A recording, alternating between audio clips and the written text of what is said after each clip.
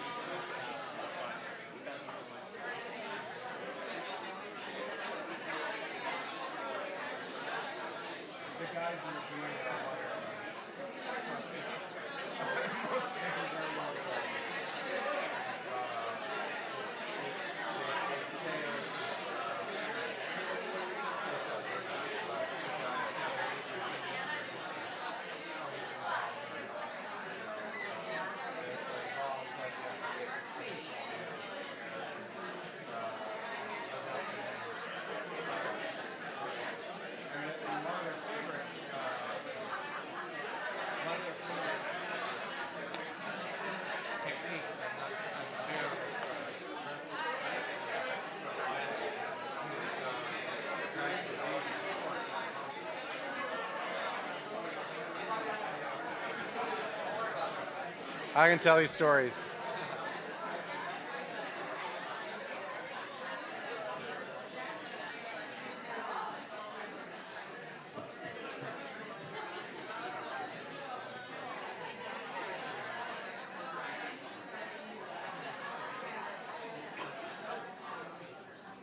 Are we good?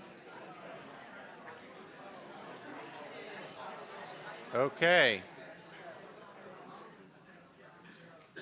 Thank you. Good evening. Welcome to the Explorers Club. My name is Alexander Moore. I'm a climate and health scientist at the University of Massachusetts, Boston, Harvard, and the Climate Change Institute at the University of Maine. And I'm a fellow of the club, and I'm the chair of this session. And now everyone is going to wonder why I'm the chair of the session, because I've got nothing to do with conservation. In fact, I do. One of the various nonprofits I've founded and serve the board of is dedicated to the preservation of dugongs worldwide, Save the Dugong. And the reason why I've chosen to spend some time doing that is that dugongs and manatees are ambassadors of the ocean, calling our attention to key issues of climate change and conservation with a cute smile and a goofy demeanor. Dugongs, for example, feed only on seagrass, uniquely on seagrass. The best natural carbon fixer, carbon absorber that the planet has created. Seagrass beds are disappearing worldwide, as you probably know, due to rising sea levels and pesticides that wash out to sea from our lawns and our farms. This is both a problem for dugongs and manatees, but also a problem for us, who depend on carbon sinks to absorb all the carbon that we put into the atmosphere and that is warming the planet because climate change is happening and we are causing it. Let there be no doubt. Before we begin introducing our three wonderful speakers for tonight, as my old boss Sandra Kennedy used to say, I'm going to take a point of personal privilege as chair of the session and start us off by reading out an account of the first sighting of a dugong by a Western explorer, with giant quotes, a gentleman by the name of François Legois, who was in fact just a French refugee escaping persecution in Europe to the Mascarene Islands off the coast of East Africa, and who soon became homesick for a return to Europe. Now, I agreed with Julie Wallace and Alex Wallace and Ted Ginulis, who I would like to thank, by the way, for chairing Climate Week, that I would do this. And I did not recall how gruesome the account was when I said that I would do this. So I'm going to read it. I translated it from the French. I'm going to read it, and I'm going to try to put some jokes in there because it is really terrible. So please forgive me, but it is. So this guy has basically just landed on a basically uninhabited island in the Mascarene Islands. And he says that dugongs and manatees abound in the sea about this isle, appearing often in numerous troops. They actually appeared in herds, as Evan will tell us more about. I have seen and carefully examined several, wherefore I say again that not only I, but my companions also found that the head of the dugong, which is just, again, the Indian Ocean and Pacific version of the manatee, was altogether very much like that of a hog, excepting that its snout was not as sharp. The greatest of them are about 20 foot long and have no other fins but the tail and two paws. The body is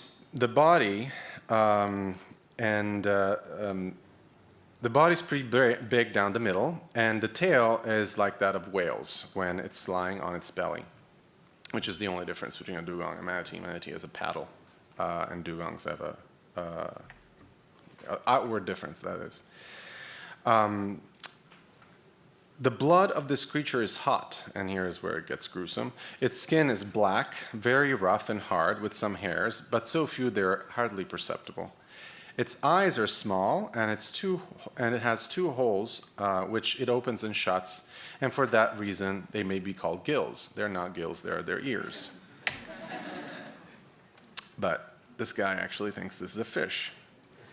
It has hind teeth and even a tusk like that of a boar, which is why a dugong looks like it's giving you the tongue all the time, but no foreteeth. Its jaws are hard enough to bite grass. Its flesh is excellent and tastes something like the best veal. This is very wholesome meat. The female, some say, brings forth two young ones. It's actually very rare that they have twins at a time, and gives them milk together. Again, I think it's been photographed once. Carrying them both at its breast, they have them here, with its two hands. But since I've never seen it hold but one, I'm inclined to believe it bears no more than one. They actually do bear them, and you can see them on the challenge coin downstairs. They actually bear on top. When the babies are small, they get tired swimming and they are on top. Very cute. I chose the ambassador dugong for a reason. This fish, it's a mammal, is very easily taken. It feeds in herds like sheep, about 3 or 4 foot underwater. And when we came among them, they did not flee, so that we might take whatever we would of them, by either shooting them or falling upon them 2 or 3 at a time and pulling them to shore, which is, by the way, still done today, even legally in some countries. And pulling to shore. We sometimes found 300 or 400 together, feeding on the weeds at the bottom of the water, and they are so far from being wild, that is, they're tame, that they would often let us handle them to feel which was fattest. No cuddling, just, one-track mind, the man, the human. We put rope about its tail and so hauled it ashore. We never took the greatest of them because we could not master them so easily, and they might perhaps have mastered us. Besides, their flesh is not so delicate as that of the little ones. Yeah, humans are not a great species. Sorry, but don't you agree, Sylvia? See, I have the ultimate approval. We may all recoil in horror at that account and lack of empathy for these gentle creatures, but it perhaps won't surprise you to know that herds of dugongs disappeared from the Mascarene Islands and indeed most of the Indian Ocean shortly after this account was published. It's 1698 was written, and about 10 years later it was published. Similarly, the Steller sea cow, a close relative of dugong and manatees, was hunted to extinction in the Bering Strait within 30 years of its discovery. And today, laws even protect the hunting of dugongs in Australia. And I was just told by Dr. Powell, the manatees are hunted throughout their range, even though it is completely illegal to do so. And in Australia, there's one of the best populations out there, and still they're hunted. Meanwhile, manatees have been removed from the endangered species list in Florida, and I'm making these points because no one else wants to make them, and so I'm going to be the guy who's going to hang later. Look how far we haven't come. But we're here today to highlight success stories, and the first one will be brought to us all the way from Mozambique, and I'm really delighted that both Evan and Jamal and Dr. Powell could make it here from far away. Evan Trotsuk has worked for African Parks for the past 5 years and spent the last 2.5 years working in Mozambique's Bazaruto Archipelago National Park. He directs their research and monitoring of the park's unique biodiversity, including East Africa's last viable subpopulation of dugongs, to inform the management and protection of this globally important ecosystem. Here's Evan for you.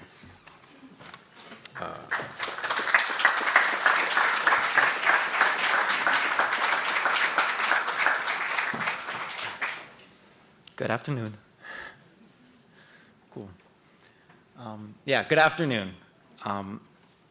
When most of us here in the US think about Africa, we tend to think about certain wildlife, certain habitats, and certain cultures. Today I'm going to be talking to you about something a little unexpected when you think of Africa. I'll be talking about dugongs, and specifically I'll be talking about the last viable dugong subpopulation that occurs along the entire East African coast.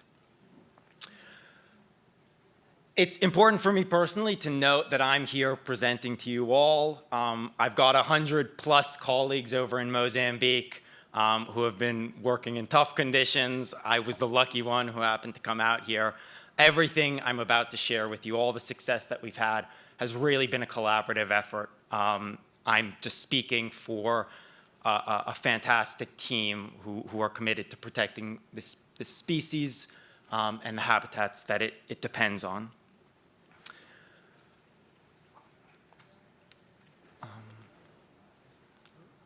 Is it Alex?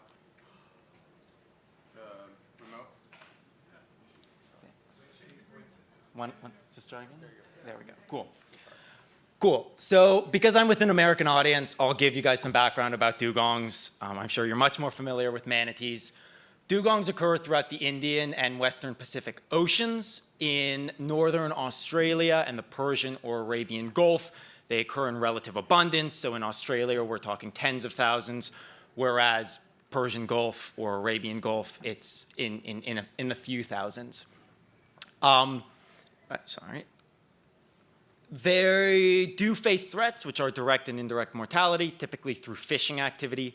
Gill nets, I'm not sure who is familiar with those. Sorry, this is super sensitive. There we go. Gill nets are a particular threat for dugongs, like most other megafauna. In most of their range, they're just not enough to actively hunt, but historically they were hunted throughout the entirety of their range. Loss of seagrass, as Alex mentioned, is also a threat. That's their principal source of forage, so losing that is a lack of food. And then because of their heterogeneous status throughout their range, population fragmentation is a concern as well. Globally, they're considered as vulnerable, but that's really only taking into account, or mostly taking into account, the solid numbers in Australia and the Persian or Arabian Gulf. IUCN also recognizes three other subpopulations: the endangered New Caledonian subpopulation, and the critically endangered Nansei and East African subpopulations. As Alex mentioned, dugongs were exterminated from the Mascarene Islands, which are located right down there. Last year, a paper was published from Nansei, essentially indicating that they've become extinct in that area. This is not a hypothetical extinction. Regional extinctions are ongoing and are something that we actively need to stop in order to prevent the loss of this ecologically and culturally important species.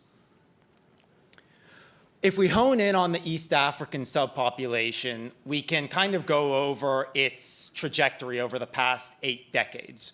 If we look back at records in the 1960s, we hear of stories like Alex was telling of people seeing herds of hundreds of dugongs. I think the largest on record is something like 600 off of southern Somalia. They were once widespread along the entire East African coast, stretching from southern Somalia all the way down to southern Mozambique. And they tended, or at least most observations, tended to come from distinct locations. And that's unsurprising. They occur where seagrass occurs.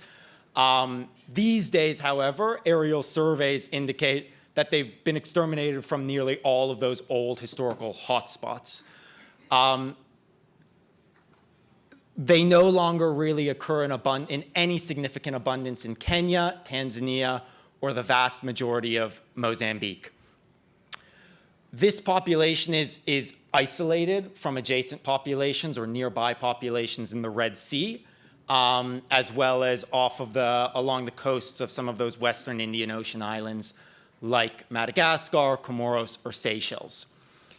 The only place where dugongs are reliably encountered these days in East Africa is the Bazaruto Archipelago, which is located right there, kind of central southern Mozambique. The Bazaruto Archipelago just needs to be highlighted beyond dugongs. It's an incredible place. It's a part of an Inyamba and Hope spot. It supports some of East Africa's southernmost coral reefs, deep water reefs, mangroves, seagrass, coastal forest, mobile dunes, 6 species of dolphin, 3 species of whale, hundreds of fish, and of course our few hundred dugongs that still remain in the area. The archipelago is 5 islands, and it kind of forms the heart of a seascape we like to call the Bazaruto seascape. There are around 7,000 people living on the islands themselves. They're at most 10 kilometers away from the mainland, and we have around 100,000 people living on the mainland. Around the archipelago is a national park called Bazaruto Archipelago National Park. It's roughly 1,400 square kilometers, includes both the terrestrial and the marine component of that land or seascape, and again is just an extraordinary place. African Parks, the organization that I'm involved in, has been co-managing Bazaruto since 2017 in partnership with the Mozambican government. African Parks is one of the only organizations that specializes in specifically protected area management in Africa. We work in some of the most logistically complex and remote places on the continent, stretching from Benin in West Africa across all the way down through the Congo rainforest, through Zambia, all the way down to Bazaruto, which is the furthest south in the portfolio. African governments actively invite African parks into the country to start work there. We sign public-private partnerships with African governments for long periods of time, an average of 20 years, that enable us to either manage or co-manage on behalf of that government, or manage conservation areas on behalf of that government. Our vision currently is that 30% of Africa's land and sea is equitably and efficiently conserved. We obviously don't envision African Parks being the only entity involved in that, but believe that it'll be a coalition of like-minded organizations and individuals. African Parks' model relies on 3 M's, which are mandates, management, and money. Again, we come in at behest of governments and have very clear mandates about the areas where we're allowed to work and the things we're allowed to do in that area. We bring a professional management model that I'll get into a little bit more that ensures transparent operations and an effective use of resources. We also take it upon ourselves to generate money, that 3rd M, to support activities for the duration of that long-term agreement. If we hone in on that 2nd M, we can get to African Parks' 3 pillars of sustainability, which really gets to how it manages a protected area. We have biodiversity conservation, community development, and park revenue generation. In terms of biodiversity conservation, we're managing or co-managing protected areas. So it's critical that the ecosystems within that protected area are functional. To do so, we support conservation law enforcement, we organize research and monitoring, and in some cases, restoration. For community development, the 2nd pillar, there are people living inside some of the protected areas and always around the protected areas that we're in. It's critical that those people are actively involved in the management of natural resources as well as the administration of the park. We enable engagement of those communities. We educate communities on conservation and the benefits that protected areas bring, and we support nature-positive or conservation-friendly economies. Finally, for the 3rd pillar, park revenue generation, we need to make sure that some of those activities that I listed, education, conservation, law enforcement, are funded and sustainable. To do so, we develop tourism products, we look into alternative options like carbon or nature credits, and we develop sustainable natural resource harvests. This model is proven, it works, and it's scalable. We're working in 22 parks across Africa, in 12 different countries, managing something like 20 million hectares. It does cost a lot of money. It's $121 million each year. So what does this actually look like in practice, getting back to Bazaruto and getting back to the dugong? If we break down each one of the 3 pillars that we have, we'll start with community development. Discussions with communities when African Parks first came to Bazaruto in 2017 indicated that access to education was a major barrier for people to diversify livelihoods. You can see that over the past 5 years, we've steadily increased the number of scholarships available to islanders for primary, secondary, and technical education. In 2017, we were at around 20. In 2022, we're just under 350. For biodiversity conservation, a 2nd pillar, I mentioned that gill nets were a major threat. Gill nets, under certain circumstances, are illegal by national law in Mozambique. We have steadily increased patrol effort over the past 5 years in order to remove this illegal gear from the water and prevent dugong entanglements. For park revenue generation, we've really focused on developing our tourism product.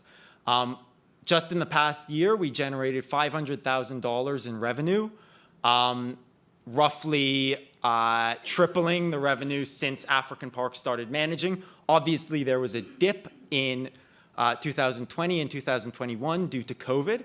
But what's really compelling about developing tourism revenue as an income source is that 20% of that revenue goes directly back to communities to further enhance development opportunities. So we have these 3 pillars and we have actions associated with these 3 pillars.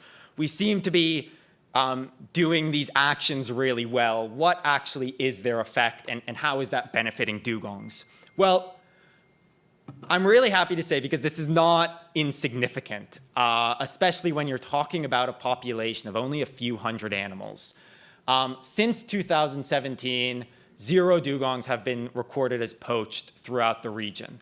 So we estimate you can probably lose 1 or 2 adult dugongs before that population is going to start to decline. We've successfully kind of stopped poaching for the past 5 years, which is definitely a positive indicator. We've also measured, thank you.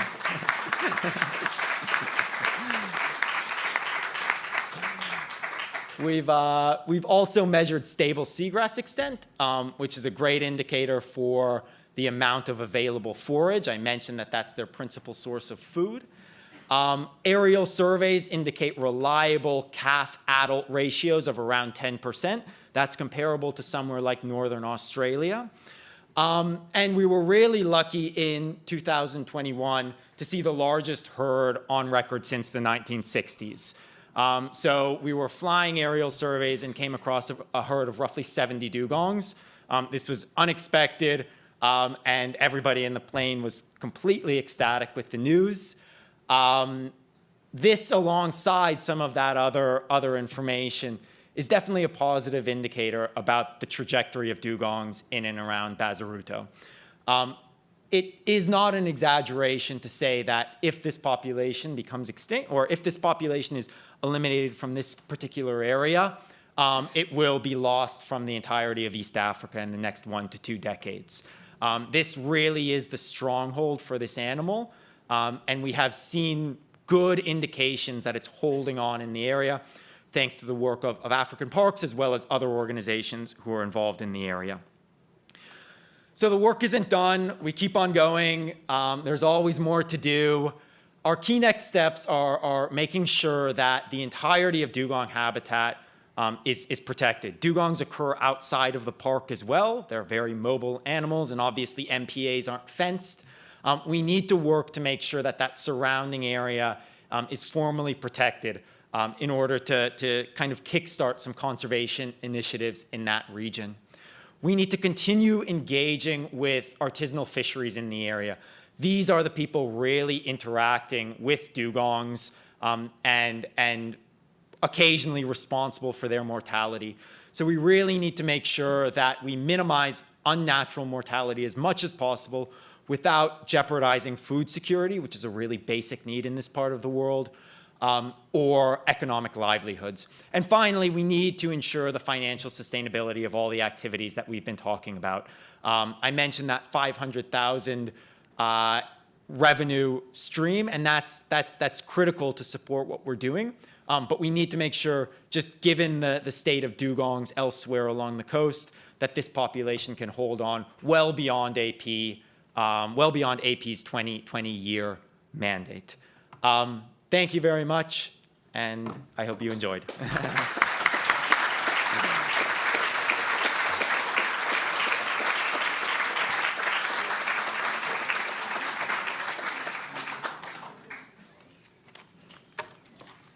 Positive stories. That's what we're here for. Next, we have Dr. James Buddy Powell, one of the world's leading experts on manatees throughout their range. During a career spanning more than 40 years, his work has led to direct protections of manatees in their habitats in Florida, West Africa, Central America, and Cuba. As the executive director of Clearwater Marine Aquarium Research Institute, Buddy manages a marine research division which implements conservation programs and generates scientific information to improve protections for marine species and habitats in the United States and internationally. He will be followed. I'm going to introduce them both because they're both going to talk about manatees, and I don't want to be here again too much. He will be followed by Jamal Galvez, known globally as the Manatee Man, who's a good friend of Dr. Powell's. Jamal is a conservationist and National Geographic explorer. Since age 11, he has been working to conserve the endangered Antillean manatees of Belize. He is a program director for the Clearwater Marine Aquarium Research Institute, Belize, and you see the connection there. So here you go, Dr. Powell. And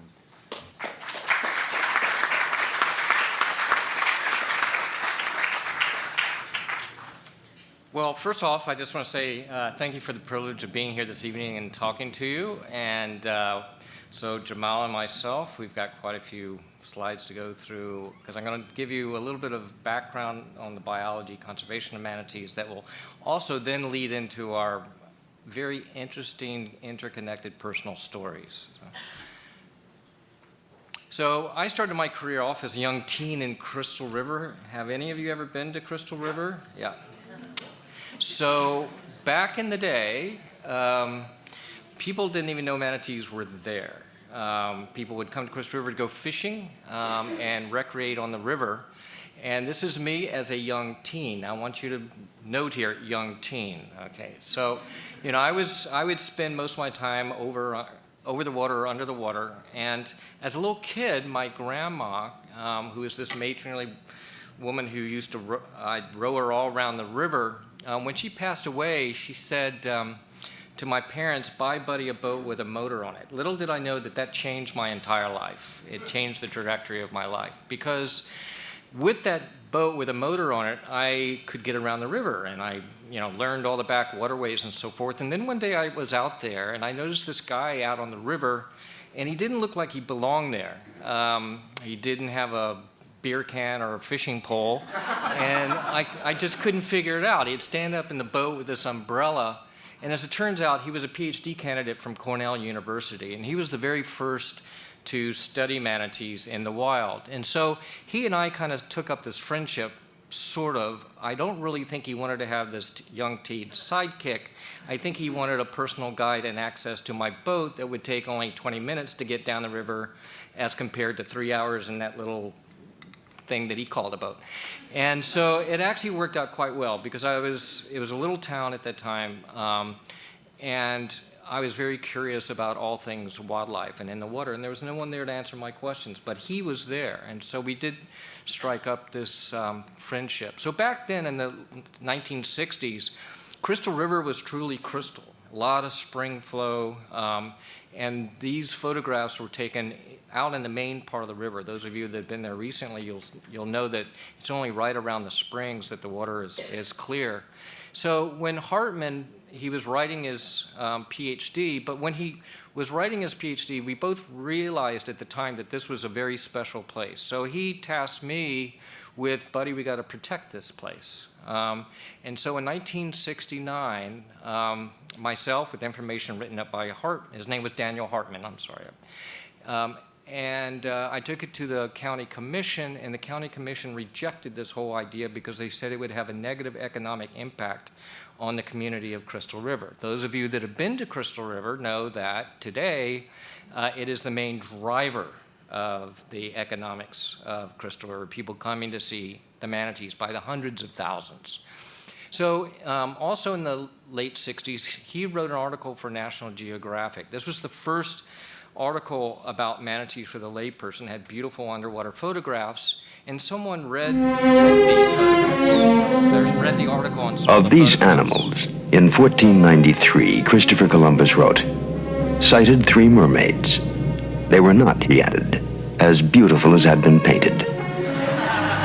These are living legends, elusive, shadowy creatures that once gave substance to a myth. They are manatees, but to ancient sailors, they were the fabled mermaids of the sea. From Columbus's time to our own, no animal on Earth has been so misunderstood, so little known. The manatee holds little appeal for man. It defies conventional images of grace and beauty. It offers no promise of pleasure or profit. It is neglected and ignored.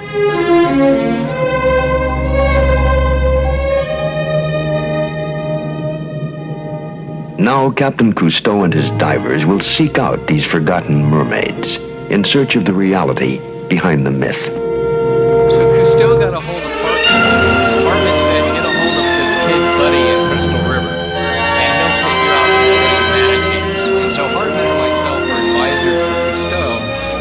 This was the first documentary about manatees in the 1970s. Young Buddy Powell of Crystal River helps them splash Sewer Sam out.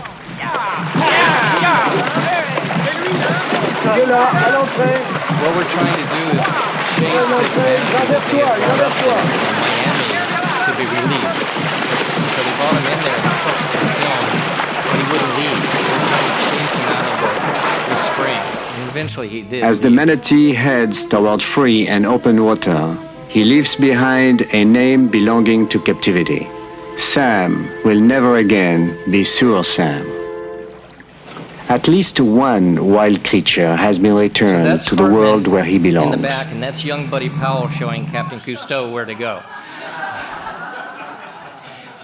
So, kind of going back to the story we were talking about before with early sightings of dugongs and manatees. So this was a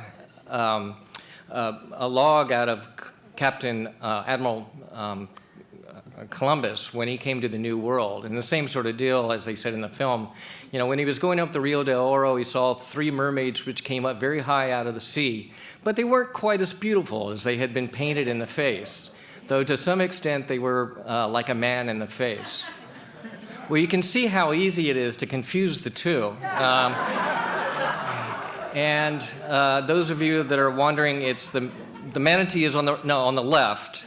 And the order Sirenia comes from siren. So even in the scientific literature, they're recognized as this connection between mermaids. And everywhere you go, whether it's dugongs or whether it's manatees, there's this myth, this association with water deities and mermaids. So they came from, not mermaids, but they came from the sort of a hippo-like animal evolved from.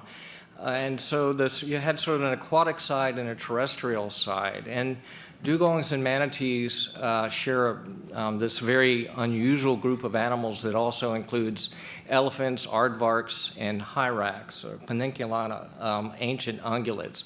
And you can kind of see these vestigial remnants of their ancestors' once terrestrial life. They have these fingernails.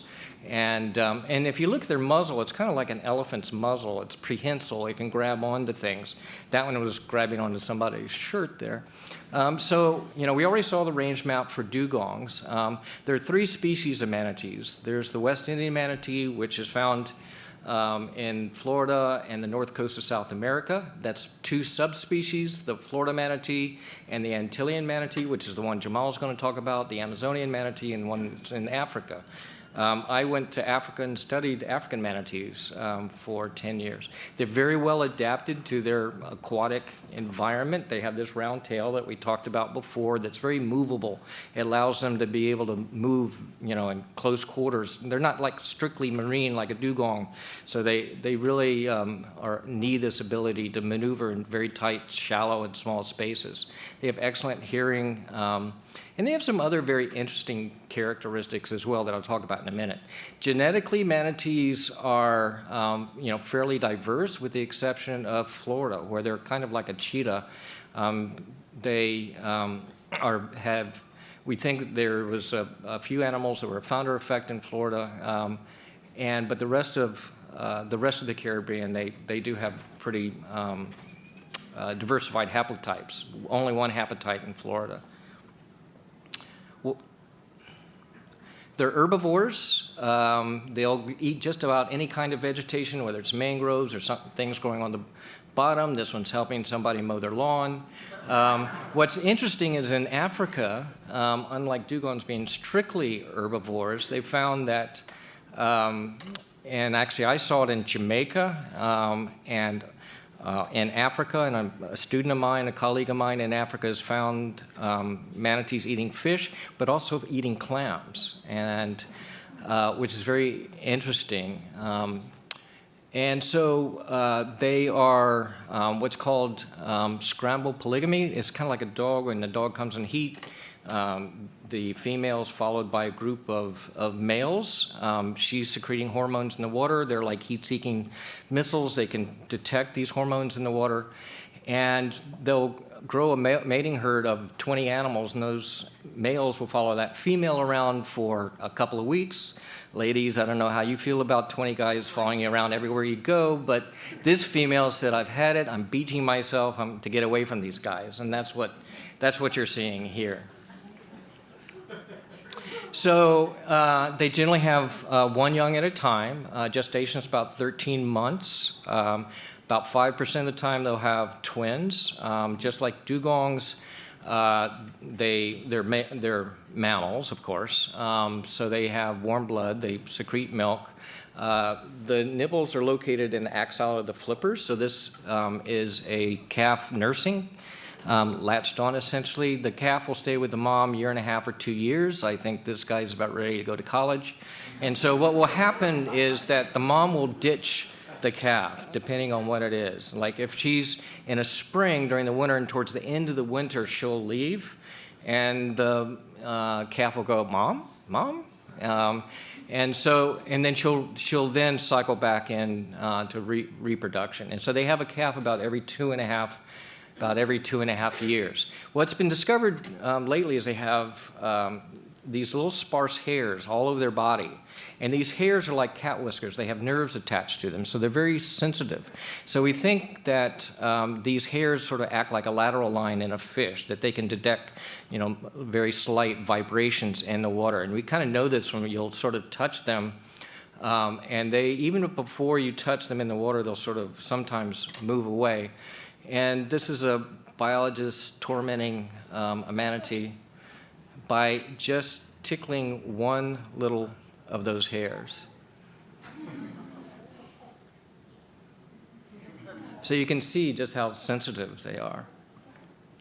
So manatees are, as you saw that range map that I showed before, manatees are primarily a tropical animal, but up in Florida, they're at the northern extent of their range. And so to stay warm, they're really built for shunting heat rather than a lot of marine mammals and containing heat. They go into artificial or natural sources of warm water. These can be springs, like in Crystal River, where the water temperature stays about 73 degrees. And as the temperature in the Gulf of Mexico drops, the warmest place to be is near the spring. So they aggregate there during those winter months or cold months. And this is near Three Sister Springs, which is very near where I grew up. And you can see they're just kind of following that warm water flow. So they're not hot springs, they just stay a constant temperature. They'll also come into power plants to stay warm, and by the hundreds. And as biologists, we fly around in an airplane and take photographs and count them. And we do this during the coldest periods of the year several times. And that's what gives us a minimum count of manatees. And if we had a little bit more time, I like to sometimes play a game, count the beans in the bottle, jelly beans in the bottle, and we say count the manatees like a biologist. And so any quick guesses how many are here? More? 476. They're stacked in there like cordwood. So if they can't find warm water, they get frostbite. Like I said, they have, arteries and veins close to the skin surface, and so they shunt that blood to their core when it gets cold, and the tissue dies. And so they'll get these halos around their tails, necrotic tissue around the nostrils, and if it's very acute or chronic, it stays cold for a long time, they'll die. And we have some studies now of looking at what happens, because what's happening in Florida is there's a change in warm water from artificial sources. What do they do when they turn off the warm water? And that's a big question going into the future, and I'll talk about that in a few minutes. Now, one of the things that we've discovered is that manatees have a wider range than we thought. So Fernando, who was here last night, who's a close friend of mine, we've been working in Cuba for a long time. I had a student down there, and there was a report of a manatee, and she went out and she took photographs of that manatee with a calf. And she brought it back, and she said, "Buddy, I've got this picture of this manatee with boat scars." And I said, "Oh, boat scars. It's probably not from Cuba. There's not a lot of fast boats unless they're going to Miami in Cuba." So she showed me the photographs, and I go, "I think I know that manatee. I know that individual manatee." And she goes, "I know you're crazy." And I go, "No, I really do." So back in Florida, we have a computer catalog, just like facial recognition of these animals. And so when she brought the photographs back, we ran it through this computer program. As it turns out, yes, I am crazy, but not quite as crazy as she thought I was, because it was a manatee I knew, and it was one that I had photographed in 1979. And it had been seen several years since then, and then showed up in Cuba. Now, that was the first report of a manatee in Cuba from Florida. Now we've had several, and you have at least one that went down and came back again. So we talked about threats to dugongs, threats to manatees. So they are hunted throughout their range. It's illegal, but this is in Africa, where they're typically sadly harpooned, or they build these traps, and these traps are like a box trap, and they have a door. They bait it with cassava and other vegetation. It goes in, triggers a stick, and then the door falls down. This is actually in Guinea-Bissau. That would be me. And this is the freshwater spring, high tide along here. So they build this platform. The fisherman stands up here. When the water floods, they put sticks around. And as they go between the sticks separate, and then they harpoon the manatee. So in Florida, they were first protected in the 1800s because of hunting pressure. There were actually advertisements in Field and Stream to come to Florida to hunt manatees, but they're also hunted for food, meat, and hide. So they were protected in the 1800s. So skip ahead to today, where hunting has been replaced by primarily watercraft-related collisions with boats. And then also cold temperatures. Keep hitting the wrong button. Cold temperatures and natural and undetermined, they're too decomposed and unrecovered. So it's always been around 20 or 25% boats. But look at this sort of natural part, and I'm going to talk about that in a second. So they're killed by boats by lacerations of propellers, impacts with the lower unit that can break along and cause what's called blunt trauma. And that can puncture along, cause internal damage. So one or the other or both will end up killing them. Now in this graph, in the bottom here, you can kind of see this is watercraft related. And if you look at it, it's been continuing to go up. And this is deaths from 1974 of recovered carcasses. You can kind of see that watercraft, as a proportion of all deaths, have sort of stabilized. But what we're seeing is cold and natural increasing, okay? And so if you sort of plot this out, well, again, back in the day, it was all about watercraft and mortality, getting hit by boats. So that's just what you've heard about a lot. But if you sort of plot it, summing together the natural, which includes red tide, temperatures, algal blooms, you'll see that this line has crossed, and that now we're seeing a higher proportion of deaths caused by quote-unquote natural causes. So this really came to a head, and I think some of you may have heard about it over the past couple of years, along the east coast of Florida. And we had manatees starving in the east coast. Now what's happening is they're coming to a couple of power plants there. And they've had very lush seagrass, so they had plenty to eat when they got there. But because of nutrient loading primarily, and there's some other variables as well, the nutrient loading has been causing algal blooms. And these algal blooms in themselves is not poisonous or toxic like red tide, for example. But what it's doing is seagrass, like all grasses, need light to grow. And so these algal blooms decrease the visibility in the water, which then kills the seagrass. So when the manatees got there to stay warm in the wintertime, where's the buffet? There's no food. And so we had them dying by the hundreds. And it's an interesting story, and one I don't have the time to go in, but you can kind of see this time series, is that whole ecosystem has changed in what's called the Indian River Lagoon with these algal blooms. And it's a consequence of nutrient loadings from septic tanks, agriculture, temperature changes, and lack of flushing, and of just a variety of perfect storms that have been occurring. So this shows you how seagrass has decreased over the years into 2020. Here's a transect before and after. And this is a little time lapse that you can look at the spatial area of seagrass in Brevard County. And so what we've seen in the past decade is this whole system there has changed. And so where once I was and I'm hopeful that we would be able to control manatee deaths, the population has slowly been increasing from back in the day when I first started working to about 1,000 manatees we estimated into Florida. The population has grown over 50 years up to, say, over 6,000. But just in the past 2 years, we have lost 1,800 manatees in 2 years. Not all of those are caused by starvation, but the vast majority of them were. And so in desperation, the state and the feds and nonprofits came together, and it was a big deal. Should we do this or not do this?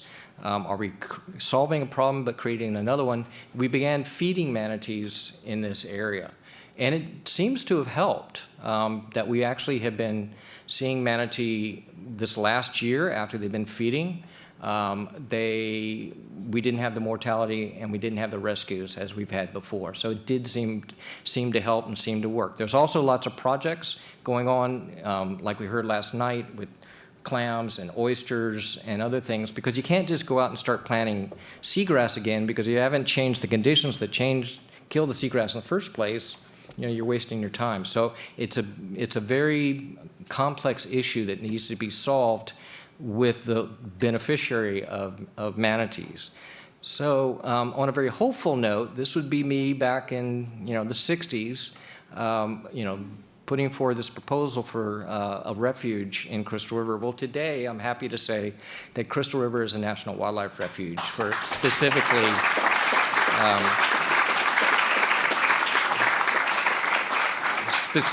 for manatees, and it has the largest. That population has grown from when I was first there. We identified about 40 or 60 animals, and now there's over 1,000 in there. So that's really good news. So back in the 90s, we wanted to find out more about manatees outside of Florida, right? Because we knew a lot about Florida manatees, but they are living in an urban state in many cases, and watercraft and disturbances and so forth. And like I said before, they're primarily a tropical animal. So we started this project in Central America in this little country called Belize, and we had heard that it was a good place for manatees. So back in the 90s, we started this program of a longitudinal study to go in there to sort of see what manatees do if they don't have to deal with cold water and if they don't have to deal with watercraft. And so in the 90s, we started this program of monitoring manatee, tagging them and monitoring them. And we were actually just down there recently, and we caught one that we had actually caught 23 years ago. So it's given us a lot of great longitudinal data. And it's turned into this fantastic study.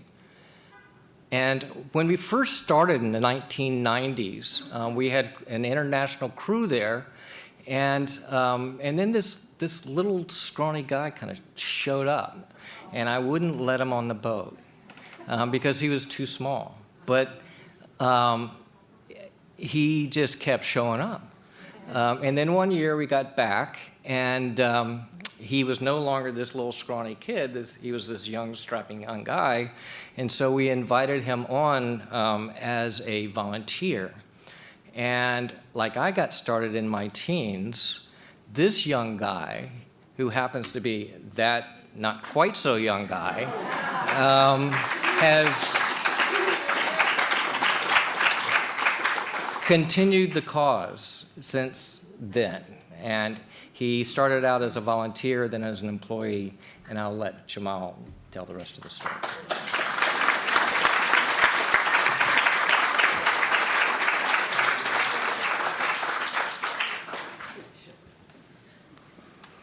blessing of a mentorship is more than silver and gold. It's a seed of hope. There is no Manatee man without Dr. Powell. He took a chance at an 11-year-old kid. Just a kid that was getting in the way most of the times and asking a lot of questions. So basically, I became what he was to Jacques Cousteau. So I returned the harassment that he had given to Jacques Cousteau and to him. So as a young kid, I grew up in Gales Point, Manatee. It's a small village named after Manatees. As a kid, I always knew about Manatees. At least I thought I did. But I never really understood them, and seeing them going by in this weird-looking boat all the time made me very interested about the species. Hearing that these animals are endangered, never knew what endangered meant at all. Even as a small kid, it made me feel like I wished that I had some sort of a superhero power that I could have picked them up and take them somewhere safe. And then I realized that they're a little bit bigger than I am, and picking them up isn't that simple. But even though as a young kid I felt that Buddy was so busy he didn't notice my efforts, I felt that's what I felt at that time. What kept me coming around was every year they taught me something new. I went from this kid pouring water on the Manatee to taking breaths to eventually doing procedures such as taking blood. So learning about these species made me realize how important they are. And I felt the need that, you know what, I wanted to do something to protect them no matter how old I was, no matter having 0 degree in conservation. And it's just the will, the desire to want to protect a species that cannot protect itself, and oftentimes it's the most valuable things in the life that requires saving, and I need people like us to look after them. Like Buddy mentioned about the threats to manatees, that has evolved. Hunting is the #1 reason why the Antillean species is endangered today, but that has been replaced by the likes of watercraft collision and destruction of coastal habitats, people tearing down mangrove to build cruise ship ports and mega resorts for tourism. Gillnets, like you mentioned, is also a problem in Belize, and climate change is one as well. I take no joy in showing this picture, but it's the reality of what these animals are facing.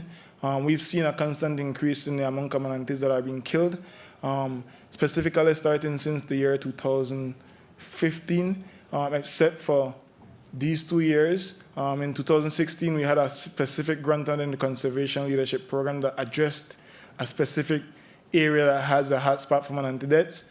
And then we had COVID-19, which brought a sigh of relief for manatees. It wasn't good for us, but it was really good for the wildlife, as people were kept off the water and allow these animals to be in their haven, in the place that they belong. Oftentimes, when you encounter an injured or dead manatee, sometimes it's a female leaving behind a young calf. That calf is unable to survive on its own. It depends on its mother for every single thing. So it requires intervention from people like us to sort of try and replicate, try and do something to provide as little care as possible, or as best care as possible to make this animal strive, giving it another chance, literally giving it another chance at life. One that it would not have had if it was left out here in the wild. So this was a young calf, that was found at a fish farm, separated from its mother. The mother was found dead days after. And now she's in rehabilitation here, where we now take her and we're ready to be released. What we've taken away from these animals, we cannot replace, cannot replicate. No amount of funding, no amount of donation, no amount of volunteer hours, no amount of dedication can give back to these species that we've taken away from them. So the effort here is simply a small gesture. So we've continued the research, like Buddy had mentioned. We're doing studies of looking at manatees to identify areas that they are most, so that we can understand the habitat that they use and to lobby the government for protection for these specific space. We continue to tag manatees to look at their movement patterns, behavior, travel corridors, to study interaction between mother and calf. Like Buddy mentioned, there's a big guy named Trenton that we caught this year, that we caught 23 years ago. We've caught him 6 different times, and he never had a tag in the same location, in the same lagoon. So now Trenton has a tag, and because he's such an interesting animal, he'll be able to tell us give us the information that is necessary for us to lobby the government to bring better protection for the species. And that evolves into conservation action. As researchers and scientists, it's all nice to be out there collecting information, but unless we can convert that information in the most simplest term that the normal person can understand, how do we expect them to change their behavior? So conservation action in terms of lobbying, talking to students, educating students, that they are the next generation of conservationists. They're the ones that are going to carry us apart that line. I was once these little young kids wanting to learn, and it's very important for me to share that knowledge, like Jacques did for Buddy and like Buddy did for me, is to share that knowledge. Knowledge is the most powerful tool in conservation. The listening ear is the next one. I have a story to tell. I've told you that story, and I expect you to tell that story to 5 other persons. And before you know it, people across New York and different places will hear about Manatee conservation in Belize. We're working with stakeholders, with boaters and tour guides, teaching them how are the best way to sort of utilize manatees for tourism by not affecting them. We're working with the enforcement officers to removing illegal nets and fishing gears, regulating speeds in high manatee density area, and community engagement. For me, this is critical, and this actually has a lot of meaning for me because this village is where I come from. This is the village where I grew up. This is an area in the village that has been seeing significant erosion. It's easy for us to go out there and replant these mangroves, but having these kids and the community members do it themselves is more important. It shows them ownership, made them be a part of conservation initiative, and they will take care of it because they're the ones that actually put it there. But one of the biggest projects that we're looking at, we're looking to build in Belize Marine Rescue and Educational Center, providing opportunities like have been provided to me. Rescuing injured orphan manatees, turtles, dolphins in Belize, but not just rescuing them, but providing education for students, for biologists, conservationists, that they can come to this center and learn hands-on experience, something that is not offered, and I feel like it's one of the biggest problems in conservation. We sort of keep the knowledge to ourselves. Conservation is not a spectator sport. We can't have people sitting in the stands. We gotta have everybody on the ground come out to do something about it. But how do we expect them to do something unless we offer the opportunity to them? And the goal is to inspire. Inspire the next generation of conservationists, inspire the next generation of manatee conservationists, whether it's manatees, dolphin, whale, turtles, forests. It's very, very important that we teach the next generation the idea of conservation and preservation. Otherwise, it's better teaching survival. And my call to you is that you can be a part of this today. No matter where you live, no matter what your job is, there is a role for every single person in conservation. You just got to wake up and do it. Thank you.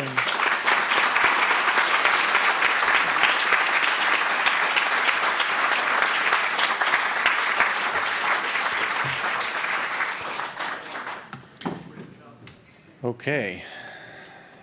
How do we follow that up? I don't know. I'd like to, before we close, we're a bit over time, but I'd like to call up our speakers for today and hand out challenge coins. We do this every Oceans Week. These are for you all. Thank you for participating in the panel. You're coming from around the world to tell us about it. I really loved what you said about what we've taken from them we can't not replace. Maybe it's a sad thought, but it's actually really important to say that and admit that.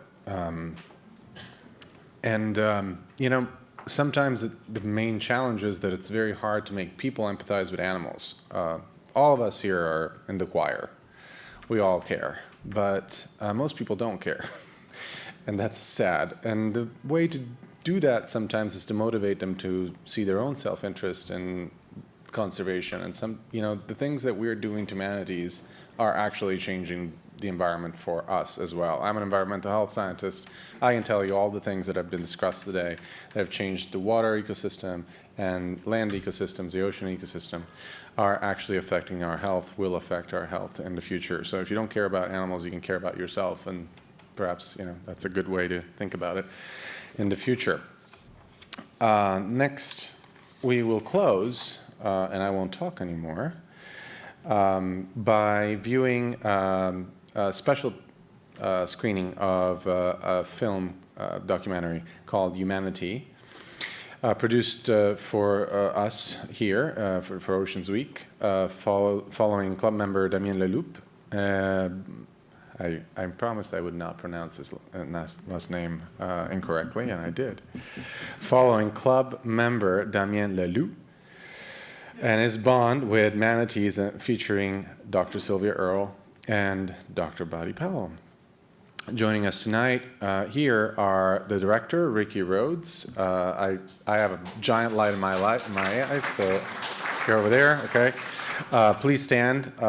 Ricky Rhodes, director, Jordan Henderson, producer, Taylor Griffiths, director of photography, and Sylvia's grandson.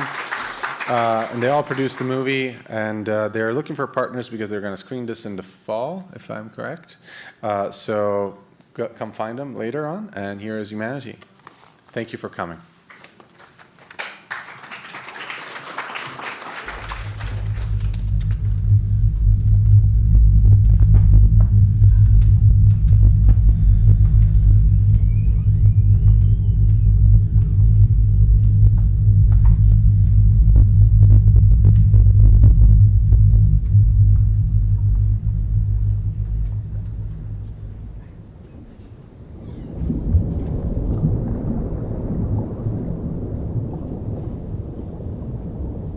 Manatees are remarkable creatures. Being in the water with them is peaceful. The connection I feel with manatees comes back year after year when we look each other in the eye. Staring into a manatee's eyes is like you're looking into another world.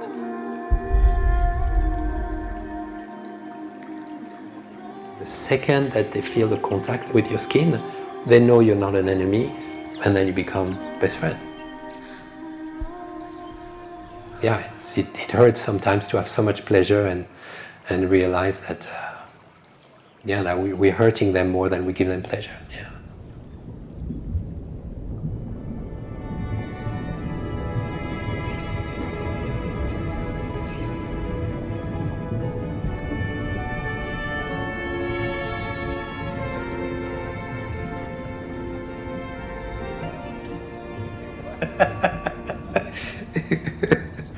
I was the youngest and the last to be employed by Jacques Cousteau on expedition until he passed away.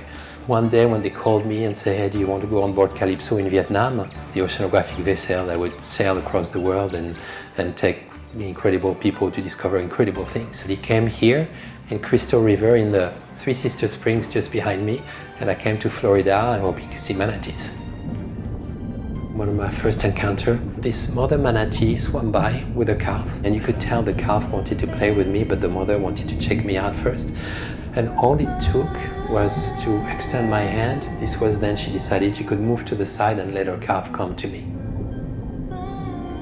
Not knowing if I was danger and trusting me with a calf, with a child. I remember talking to them, saying I was sorry, and she was asking me, what can you do to help us?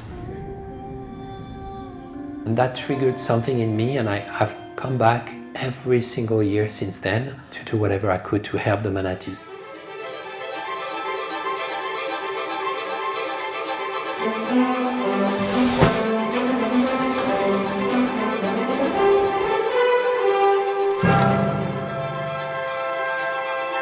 Thanks for helping. I'm the coordinator for the manatee rescue team here. Every weekend this winter season, I got a text that there was an injured or orphaned manatee. 2021, we had over 1,000 manatees die in the state of Florida. It's because of human pollution, and that human pollution fueling algal blooms that have shaded out and killed the seagrass. Seagrass has been dying off over this past decade. Seagrasses are the predominant food source for manatees, being that they're vegetarians. But what we were seeing in the Indian River Lagoon were manatees with their ribs showing. It's really one of the saddest things you've ever seen. In some cases, it's the female that has a calf, and she's given everything she has to keep her calf alive. Many of those mother manatees ended up dying, but their calves could be rescued.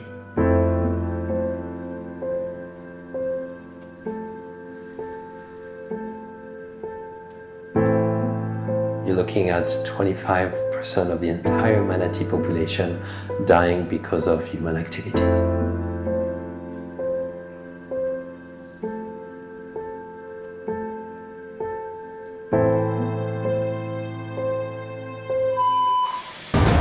Contaminated water at the old Piney Point phosphate mine. Officials in Florida are scrambling to avoid an environmental disaster. I issued an executive order declaring a state of emergency. Hundreds of homes have been forced to evacuate as officials try to prevent millions of gallons of wastewater from spilling into nearby areas. The bigger issue, they say, is that there are dozens of similar plants, crumbling, aging infrastructure all over the state. The governor and his office made the most catastrophic decision to release over 200 million gallons of toxic wastewater into the estuary and the Gulf. Scientists have been forbidden access to collect samples from that polluted water. For the ones who managed to collect samples, I also know for a fact that they were not allowed to publish the results. Somebody doesn't want you to know what was in that water. Manatees are like the canary in the coal mine. You know, they're an indicator of what's happening in the environment. If they're the canary in the coal mine, the miners are already dead. We've got to stop killing their homes. We have to protect what they eat. We have to give them safe passage from place to place. We know that our fate and the fate of nature are totally linked.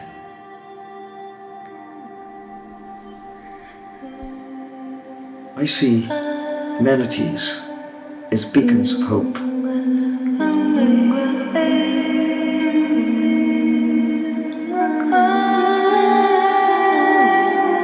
Interaction with the manatee doesn't need words.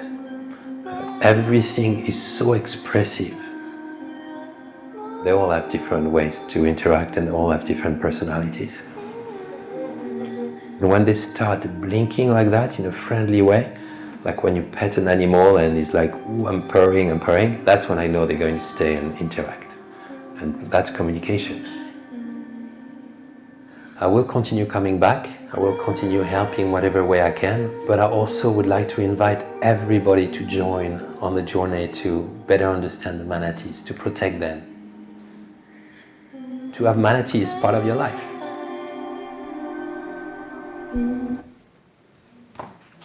All right.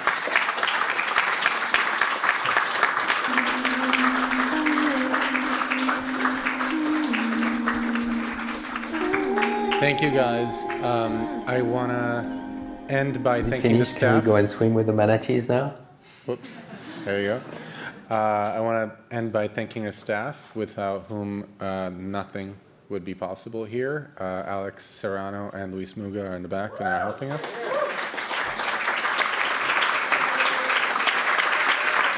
Our Director of Programming, Kevin Murphy, Director of Development, Brittany Barbizat, our Communications staff, Brooke Vejos, Felix, I'm sorry, your last name escapes me, but you're awesome too. And I think I forgot somebody. George, always, Bonnie Wiper right here. Thank you so much. Without you, nothing would be possible. Take care.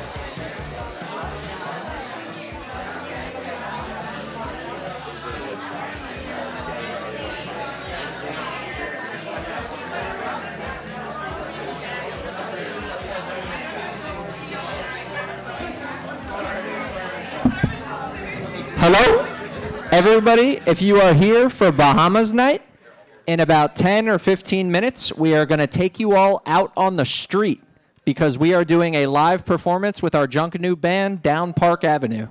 So in about 10 or 15 minutes, you'll hear a bell ring, and anyone who is ticketed to Bahamas Night, we are going to take you outside onto 70th Street and get ready for a live performance from our Junkanoo band. So go ahead and hit the bathroom and get ready to go outside.